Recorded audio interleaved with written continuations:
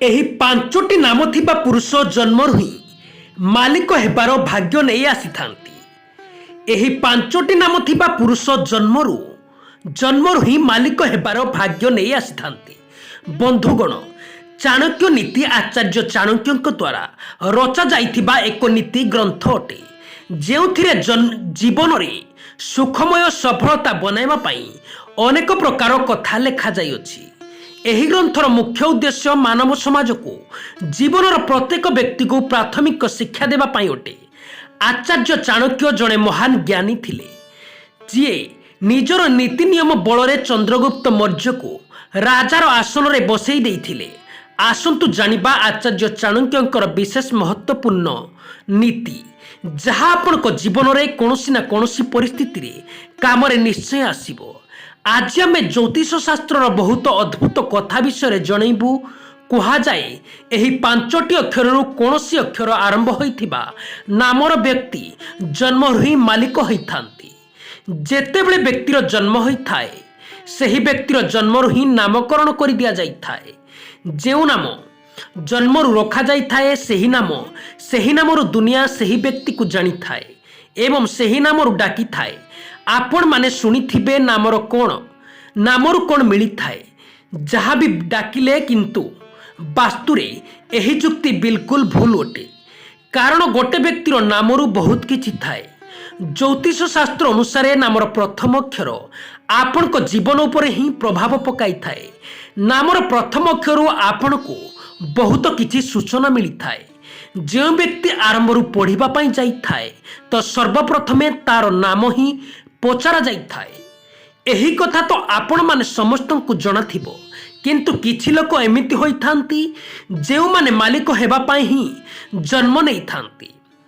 ଆଜି ଆମେ ଆପଣମାନଙ୍କୁ ଏହି ପୋଷ୍ଟ ମାଧ୍ୟମରେ ଏମିତି 5 ନାମ ଥିବା ବ୍ୟକ୍ତିଙ୍କ ବିଷୟରେ ଜଣାଇବୁ, ଯେଉଁମାନେ ସର୍ବଦା ମାଲିକ ହେବାର ସ୍ୱପ୍ନ ଦେଖିଥାନ୍ତି ଏବଂ ନିଜର ସ୍ୱପ୍ନକୁ ପୁରା ବି କରିଥାନ୍ତି। ସି ଅକ୍ଷର ନାମ ଥିବା ବ୍ୟକ୍ତି, ଯେଉଁମାନଙ୍କର ନାମ ପ୍ରଥମ ଅକ୍ଷର ଇଂରାଜୀ ଅକ୍ଷର ଲେଟର ସିରୁ ଆରମ୍ଭ ହୋଇଥାଏ, ଏପରି ବିଚାର କରାଯାଏ କି ଏମାନଙ୍କ ଜୀବନରେ ରାଜଯୋଗ ଲେଖା ହୋଇ ରହିଥାଏ। ଏହି ଅକ୍ଷର ନାମ ଥିବା ବ୍ୟକ୍ତି ଖୁବ୍ କମ୍ ପରିଶ୍ରମରେ ହିଁ ଭଲ ସଫଳତା ପ୍ରାପ୍ତ କରିପାରିଥାନ୍ତି। ଏମାନେ ନିଜର କାମ ପ୍ରତି ବହୁତ ହିଁ ନିଷ୍ଠା ଓ ସଚ୍ଚୋଟତା ରଖିଥାନ୍ତି। ପ୍ରାୟତଃ ଦେଖାଯାଏ, ଯେତେ ଛୋଟିଆ କାମ ହୋଇଥାଉ ପଛେ ତାଙ୍କୁ ସମ୍ମାନ ଦେଇଥାନ୍ତି। ଦେଖିବାକୁ ବହୁତ କଠିନ ହୋଇପାରନ୍ତି, କିନ୍ତୁ ହୃଦୟରୁ ଏମାନେ ବହୁତ ନରମ ହୋଇଥାନ୍ତି। ସତ୍ୟର ସାଥିରେ ରହିବା କାରଣରୁ ବେଳେବେଳେ କିଛି ଅସୁବିଧାରେ ମଧ୍ୟ ପଡ଼ିପାରନ୍ତି, କିନ୍ତୁ ଏମାନେ ଖୁବ୍ ଅଧିକ ପରିଶ୍ରମୀ ହୋଇଥାନ୍ତି ଓ ରାଜଯୋଗ କାରଣରୁ ଜୀବନରେ ବହୁତ ବଡ଼ ଧରଣର ସଫଳତା ପ୍ରାପ୍ତ କରିଥାନ୍ତି। ଏଚ୍ ନାମ ଥିବା ବ୍ୟକ୍ତି, ଜ୍ୟୋତିଷଙ୍କ ଅନୁସାରେ ଯେଉଁମାନଙ୍କର ନାମ ପ୍ରଥମ ଅକ୍ଷର ଏଚ୍ରୁ ଆରମ୍ଭ ହୋଇଥାଏ, ସେମାନେ ଭିଡ଼ ଭିତରେ ବି ନିଜର ଏକ ଅଲଗା ହିଁ ପରିଚୟ ସୃଷ୍ଟି କରିଥାନ୍ତି। ସମାଜରେ ଏମାନଙ୍କର ଛବି ଅନ୍ୟମାନଙ୍କ ଠାରୁ ଅଲଗା ଓ ଖାସ ହୋଇଥାଏ। ଏମାନଙ୍କ ଜୀବନରେ ରାଜଯୋଗ ଲେଖା ହୋଇଥାଏ, ଯେଉଁ କାରଣରୁ ଏମାନେ ଅଧିକ ମାନ ସମ୍ମାନ ପ୍ରାପ୍ତ କରିଥାନ୍ତି। ଜୀବନରେ ଏମାନେ କଠିନ ପରିଶ୍ରମ କରିଥାନ୍ତି ଓ ସର୍ବଦା ଭୌତିକ ସୁଖ, ସମୃଦ୍ଧି ଏବଂ ଆରାମଦାୟକ ଜୀବନ ବିତାଇଥାନ୍ତି। କିଛି ସମୟ ଲାଗିଲେ ମଧ୍ୟ ଭାଗ୍ୟର ବଳରେ ଓ ପରିଶ୍ରମ ଏମାନେ ଜୀବନରେ ସବୁକିଛି ପ୍ରାପ୍ତ କରିପାରିଥାନ୍ତି।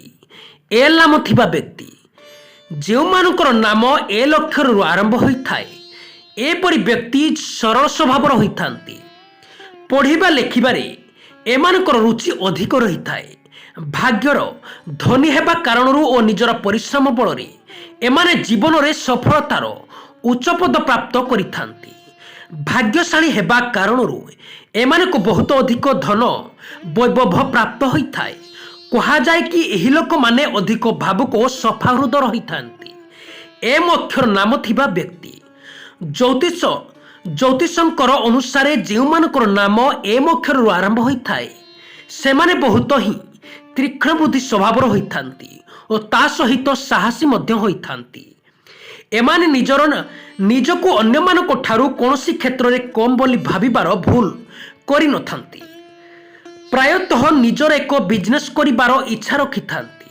ନିଜର ବୁଦ୍ଧି ଓ ଭାଗ୍ୟ ବଳରେ ଏମାନେ ଜୀବନରେ ସଫଳତା ଶୀଘ୍ର ହିଁ ପ୍ରାପ୍ତ କରିପାରିଥାନ୍ତି ଓ ତା ସହିତ ଅଧିକ ଧନ ସମ୍ପତ୍ତିର ବି ଅଧିକାରୀ ହୋଇଥାନ୍ତି।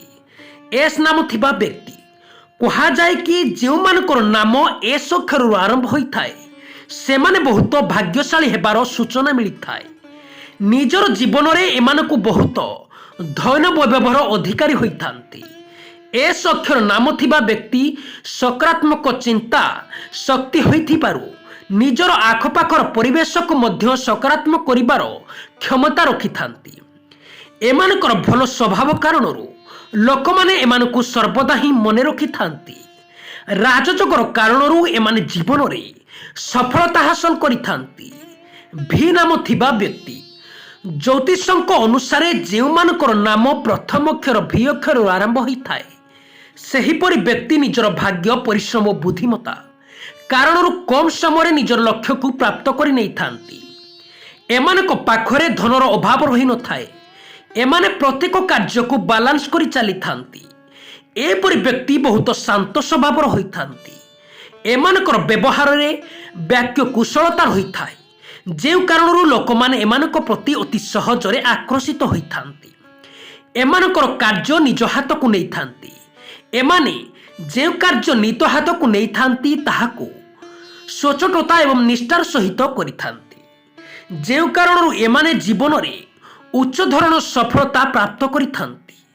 ଦର୍ଶକ ବନ୍ଧୁ, ଭିଡ଼ିଓଟି ଭଲ ଲାଗିଲେ ନିହାତି ଗୋଟିଏ ଲାଇକ୍ କରନ୍ତୁ ଏବଂ ଚ୍ୟାନେଲଟିକୁ ନୂଆ ଆସିଥିଲେ ଚ୍ୟାନେଲଟିକୁ ସବସ୍କ୍ରାଇବ୍ କରନ୍ତୁ। ଧନ୍ୟବାଦ।